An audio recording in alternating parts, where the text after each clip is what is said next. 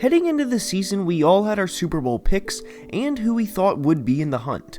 We are now a few weeks in, and periodically we will do videos like this to discuss the contenders because these things can change and quickly at that.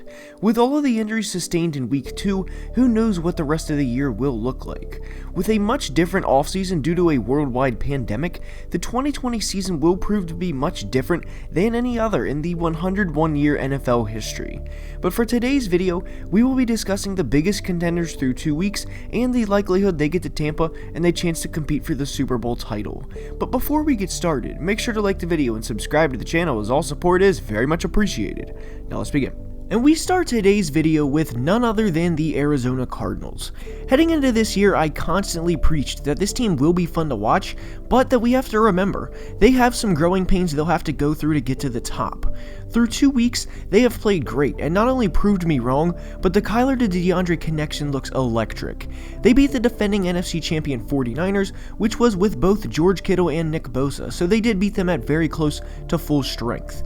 Their next 3 games are home against Detroit, at Carolina, and at the Jets, and because of that, there's no reason they can't start out 5-0.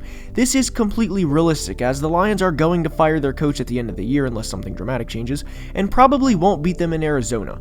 The Panthers are in a bridge or transition year and are without their best player for the next month, that of course being Christian McCaffrey, and the Jets, well, they are the Jets. They still have to play Seattle twice, the Rams twice, play in Dallas, play in New England, and play Buffalo too. So while 5-0 should happen, they will certainly be tested down the stretch of the season, and there's no doubt about it. Kyler already has 3 rushing touchdowns and is averaging nearly 80 yards per game on the ground, and is becoming the player the Cardinals expected when they drafted him. I think it's fair to say the biggest question with this team is, will the defense be able to stop those high-powered offensive teams when they play them? Yes, Kyler has been good so far, and DeAndre Hopkins is one of, if not the best receivers in football right now, but can they keep pace with Russell Wilson when they play them is a valid question. Can they play great when everything is on the line? We saw the Ravens last year in the playoffs after reeling off 12 straight wins to enter the postseason. The Cardinals' future looks very bright, as Kyler is just 23 years old, and he has a ceiling as high as he wants it to be. This year for everyone, not just about the Cardinals, will be all about health. Can Kyler and DeAndre make it through the whole year? And this question will be asked for every team, by the way, not just the Cardinals. But for this year, though, with a second-year quarterback that has to play a Super Bowl champion head coach in his division in Pete Carroll, and an offensive mastermind in Sean McVay, I put the Cardinals' chances at very low to get to the big game. Their future is very, very bright, but I don't think they get to the Super Bowl in 2020. The next team we will discuss is the Buffalo Bills. Through 2 weeks, Josh Allen is playing like an MVP candidate, and the big trade for Stephon Diggs has been paying off. Everyone knows about how good the Ravens and the Chiefs are, and that's largely, though not only, due to Lamar Jackson and Patrick Mahomes. While Josh Allen has played great through 2 games in 2020, he has a long way to go before he consistently gets mentioned with those names. Their first 2 wins were 2 divisional wins, and obviously that is huge for them for later in the year. Buffalo's next 3 games are all winnable, as they are home against the Rams, at the Raiders, and at Tennessee. And just because they are winnable doesn't mean they will, and their path to 5-0 will be considerably more difficult than what the Arizona Cardinals is. They have incredibly difficult games down the stretch, as they have a 5-game span later in the year when they play the Chiefs, the Patriots, the Seahawks, and the Cardinals. Surely they will lose at least 1, if not multiple games during that span, but the good news is they will be battle tested often in the regular season, which will only benefit them come January. Through 2 games, Josh Allen has over 700 passing yards, 6 passing touchdowns, and a passer rating of over 120. It's very possible in week 4, Josh passes his rookie passing touchdown total of 10 and really pad his numbers over the course of 2020. Accuracy was his biggest concern entering the year, and while Josh did improve from a woeful 53% as a rookie to a still bad 32nd ranked in the NFL 58.8% as a sophomore, he has elevated his play even further in his 3rd year. Through 2 games, his completion percentage is over 70%, which is approaching Drew Brees level. I doubt Allen will be able to keep this up for 16 full games, but for Bills fans who at minimum had to be a little worried about his accuracy entering the year, this is certainly great to see. Allen to Diggs is something we will see for the next 5 years, and very quietly, John Brown is a solid NFL receiver. He doesn't get the love or recognition from the media, but Bills fans have to know how good he is. Anyways, they have a bright future, and we will soon and see how this team handles the elite NFL teams like the Seahawks, the Chiefs, and the Patriots. I think this will be a year where Buffalo looks to build for the future, but with the Chiefs and Ravens being as good as they are, I don't think the Bills will be able to beat them, at least not yet. And next we go to Seattle to discuss the Seattle Seahawks. Seattle is, assuming they re-sign Jamal Adams of course, built to win and compete at the highest level for the next few years, as long as Russell Wilson stays healthy. As we all know, largely due to the media seemingly always mentioning this, Russell Wilson has never had a single MVP vote. With his play through 2 weeks, this certainly looks like it will change, and it probably would have changed last year had Lamar Jackson not had a phenomenal second half of 2019. Anyways, Russell seems to be playing with a new vengeance through 2 weeks, as Seattle is 2-0, and he had an outstanding 5 passing touchdowns against the Patriots last Sunday night. He certainly won't be able to keep this pace up, but as of now he is on pace for 72 touchdowns, which I always find amusing to project player statistics after they have a good week 1 or first couple of weeks. Anyways, what is insane about Russ is he has a passer rating of 140, and the Falcons and Patriots simply couldn't stop him when they played one another. What does concern me for Seattle is their defense, or lack of. They gave up 30 points in their home opener to the Patriots and 25 to the Falcons in week 1. While Russ is a great quarterback and an elite player in his own right, Seattle just won't be able to get that production out of him every week. Over the course of the season, I would expect Seattle's defense to improve, as they gave up over 500 yards to Atlanta and over 450 to New England, so they can't get much worse on that side of the ball. I don't think they'll end up as a feared or vaunted defense at the end of the year by any means, but I do think they'll be better than bottom 5.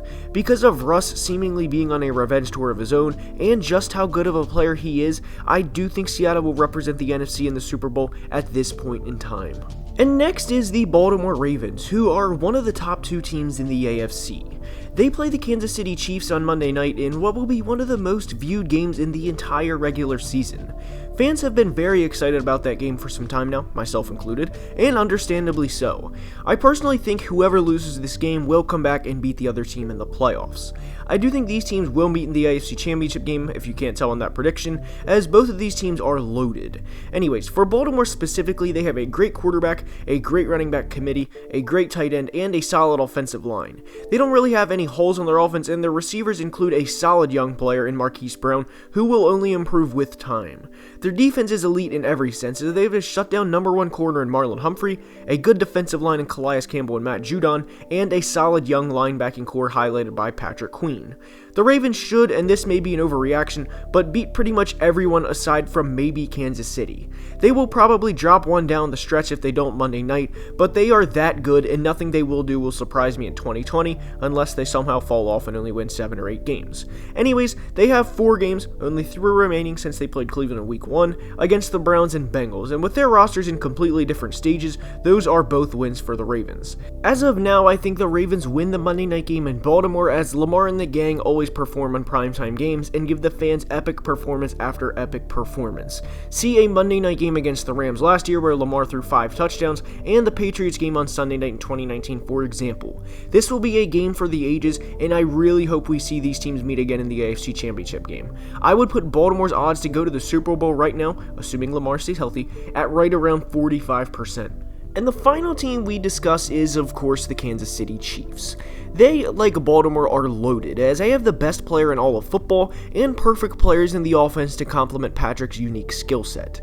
Tyreek Hill and McCole Hardman constantly stress opposing defenses out with their sheer speed, which then opens up the passing game for a player like Travis Kelce to get targets, or running lanes for a player like Clyde Edwards-Helaire. Through 2 weeks, Kansas City is not surprisingly 2-0. One thing that may be a cause for concern, though, was Justin Herbert taking them to overtime in his first career start. If he can do that, then what can Lamar Jackson or even Josh Allen do when these teams play? Anyways, they are the defending Super Bowl champions, and I am sure they will figure things out, and quickly at that. Andy Reid and Mahomes are built to score points and make the opposing defense's day miserable, and they will certainly get back on track over the course of the year. Pat hasn't had any huge Patrick games yet through 2 games, but he will have to do that if they want to win Monday. Tyreek Hill has punished the Ravens before, and it will certainly be must-see TV. For the playoffs, though, I don't think there's anyone disputing Kansas City winning the AFC West.